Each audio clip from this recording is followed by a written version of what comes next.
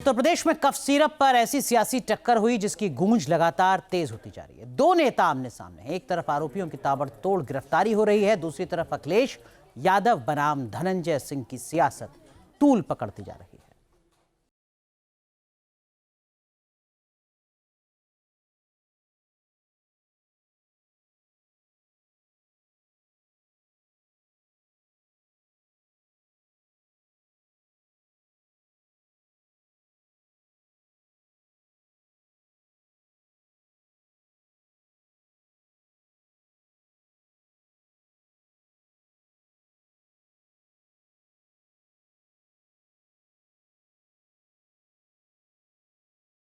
के मुखिया और उनके सांसद जो सदन में वक्तव्य दिए हैं उसके लिए क्षमा मांगे कि उन्होंने पूरे प्रदेश को गुमराह किया कि उत्तर प्रदेश में बच्चों की मौतें हुई हैं।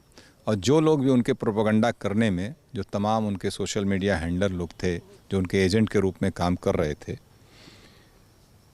उन लोगों के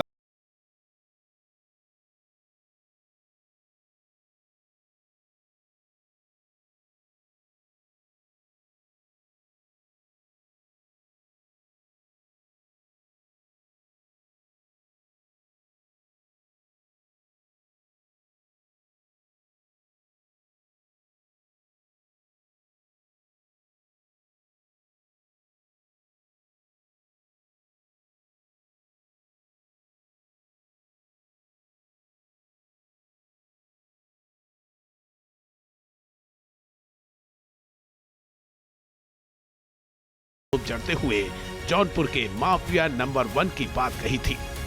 वन डिस्ट्रिक्ट वन माफिया। आज हम लोगों को मिला कुछ खबर, तो डिस्ट्रिक्ट जौनपुर माफिया नंबर 1, ये हम नहीं कह रहे हैं, ये तो खबर पढ़ के खबर चला रहे हैं हम। अखिलेश यादव के हमले के बाद धनंजय सिंह अब कह रहे हैं कि आरोपी आलोक को वो बचपन से जानते हैं और अगर आलोक दोषी होगा तो उसे सजा मिलेगी।